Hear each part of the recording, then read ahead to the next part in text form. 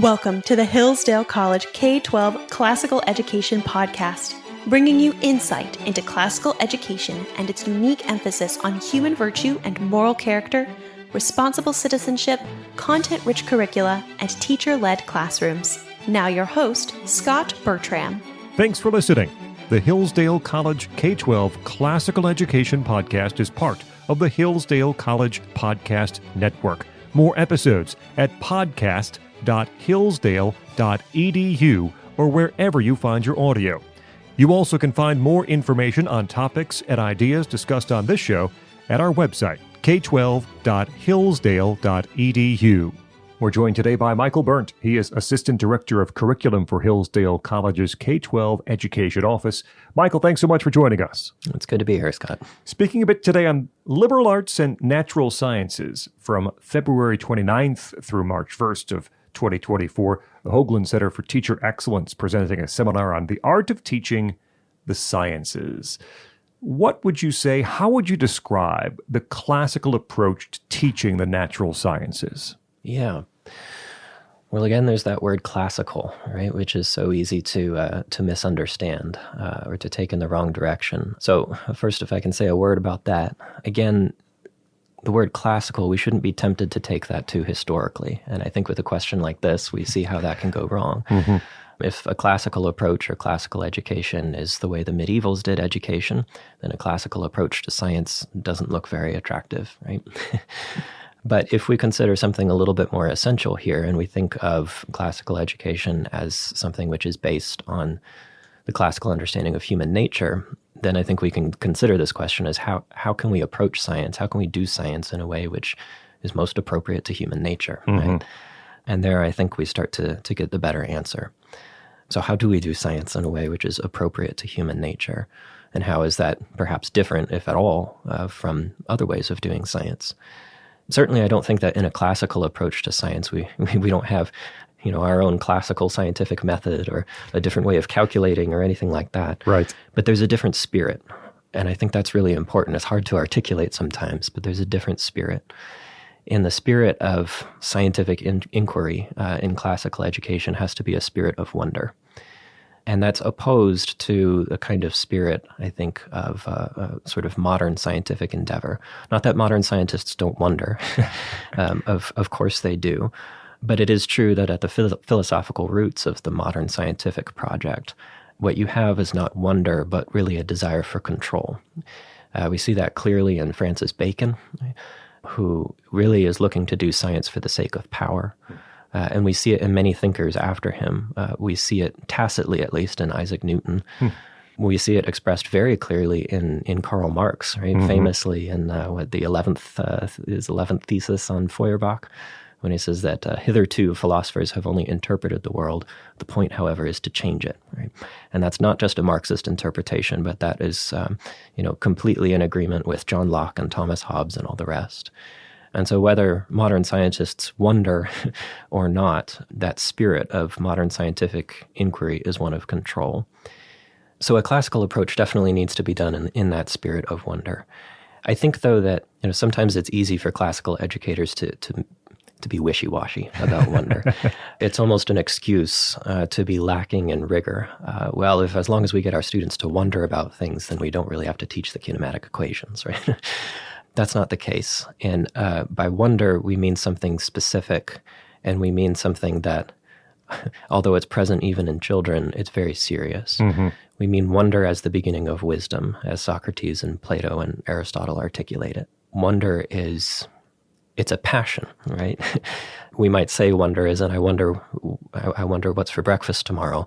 But the wonder we're talking about here is a passion, and it's a complex passion that takes place in the midst of ignorance, although it's a self-conscious ignorance. It takes place with an admixture of fear. There's a kind of reverence, a kind of awe based on the thing that you're encountering and wondering about. And yet it's not fear which leads to despair, but there's also a present hope that some kind of knowledge of the thing can be discovered. The classic example of wonder is the stars, right? You have to imagine going out and looking at the stars, and not as you see them driving home from LAX, right? But as the ancients would have seen them, as you see them in New Mexico or the deserts of Arizona or West Texas, when you see the whole Milky Way, and you just wonder, the question is, how can that be, right? What is it and why is it? The attempt is not to learn how to control it or how to have mastery over it, but you just want to know what is. It bowls you over, right? It's something done to you. That's kind of the spirit of inquiry in which science has to take place in classical education. That doesn't mean that there's that much of a difference maybe day to day in your exercises or in the problems that you're trying to solve, but it does mean that there's a significant difference for how you begin and also for how you end. There's a characterization that a classical education emphasizes literacy and grammar and writing more so over the study of science. How do you respond to that? Yeah, I think that characterization might come from a few places. Again, sometimes it's too historical of an interpretation. And so the thought is, well, the Renaissance humanists, they concentrated a lot on letters and less on science, and so that's what we should imitate. But again, I don't think that's a proper understanding of classical. I think another place that characterization comes from is just the general assumption that the modern project of science is correct in its spirit. And that it's reasonable to think that, right? I'm calling it the modern project of science, but it's been around for 400 years. It's reasonable to think that this is what science is. It's utilitarian. It's for the sake of technology. Well, if classical education is for the sake of wisdom, then yes, we should study science for the lesser part. We should concentrate more on human things. But again, that's a mischaracterization of science. Really, I think it's clear in the ancients, this is especially clear in Aristotle, but in the others too, that it's really in the natural sciences that we first encounter wisdom. Aristotle talks in the Metaphysics about how people first began to wonder. And once civilization was at a stage where we had provided for necessities, then we started to wonder about the causes of things. And the first causes we wonder about are going to be the causes of sense, right? The causes of the things we sense. And so what we wonder about is natural causes. We want to know the material causes of the natural world. And as we progress in that inquiry, as we come to understand first principles and causes and elements of nature, that really is an attainment of a first level of wisdom of the natural world. So maybe there's more beyond that. But that is a true form of wisdom. And so if classical education aims at wisdom, we would be very much remiss not to concentrate on science, which seems to be central and perhaps crucial to any higher forms of wisdom as well. How would you compare the classical approach to, say, the more contemporary STEM method that some schools are using these days? Yeah, so the STEM method, I think it fits very much into the modern scientific project. It buys into the vision of science as utilitarian and oriented towards technology. So in that way, I don't think we can take on the STEM program as an essential part of classical education. Having said that, though, the STEM method does what it does very well, right? And I think that there are a lot of good resources that you can find in things that use the STEM method that teachers should draw upon. Resources for exercises, problem solving, how to employ the scientific method, how to observe properly. It's great on all of that stuff. The thing again is that the STEM method is oriented towards control. And what do you need in order to control nature? You don't need to know what something is or why it is. You need to know how it works, right? And so we should avail ourselves of all of those resources that teach our students, how things work. But we have to situate that into a larger whole that enables them to have that more human first experience of real wonder, encountering the being of the thing, and which allows them in that wonder to ultimately ask those questions about what is, those questions about first causes and principles that enable science to become part of wisdom, rather than just kind of something in the service of the material needs of humanity. Do you have any advice for parents or students who are dealing with difficulties, hurdles in the sciences, and maybe they're more focused on writing or literature and science? I don't get it. It's not my thing. What kind of advice do you perhaps give them? Yeah, I guess I would ask, if it seems like science isn't your thing, I guess I would ask how how science was taught to you. Right? Often it's the case that the subjects we remember not liking, it's really more because of the class than the subject or the teacher or something like that. And I think that's frequently the case in science. I mean, consider your textbooks, right? Did you learn about cells before you learned different kinds of animals? Or did you have to learn about measurement before you were presented with things that needed to be measured? Nothing squashes wonder like being forced to learn answers before you have questions. I think it's easy to do that in science instruction, and I sympathize with that teacher. I've been that science teacher. As a teacher, you feel like you know those answers, you know the equations, and you just want to give that to students from the beginning. But that's a mistake, because even though those things are first in science itself, they're not first in learning, right? The art of teaching is not the same as the order of teaching is not the same as the order of science. And so I would seek out those resources, right, that start with where science ought to start. I mean, I don't think there's a person in the world who hasn't seen something in nature and wondered, how can that be? And if anyone has experienced that, then yeah, science is your thing, right?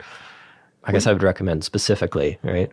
If you feel like science isn't your thing, read a book by J.H. Fabre. Jean-Henri Fabre. Fabre is spelled F-A-B-R-E. He's a French chemist, entomologist, other things, teacher.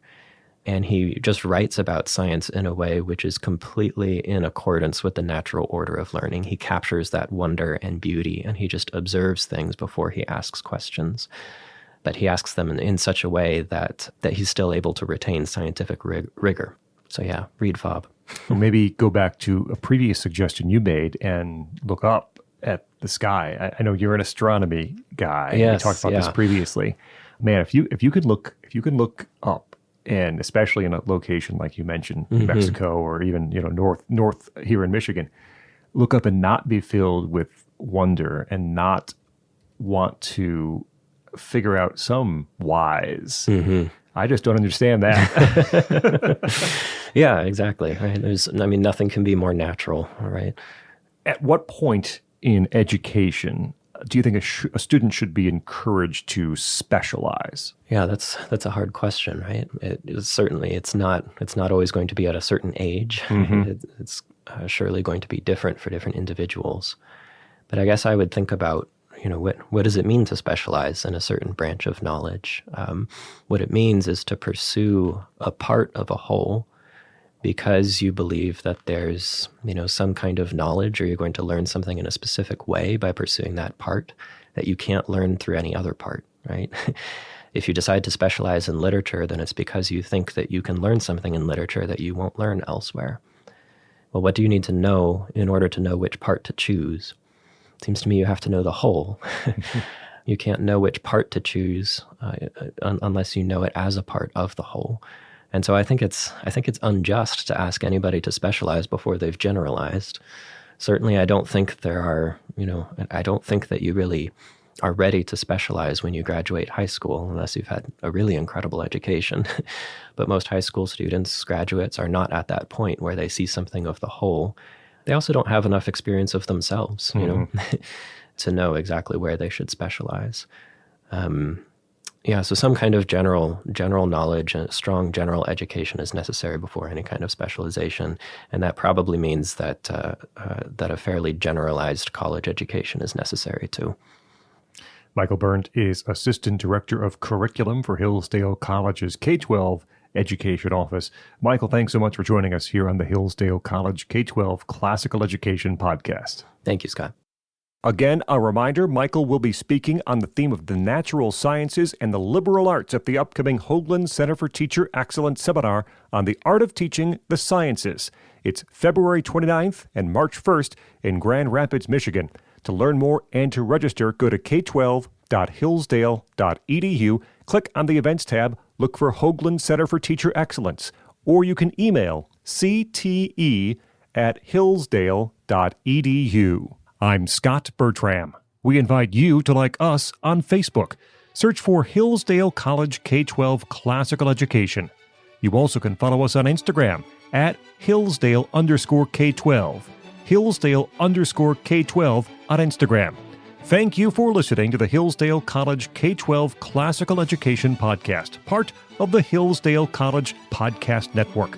More episodes at podcast.hillsdale.edu or wherever you find your audio.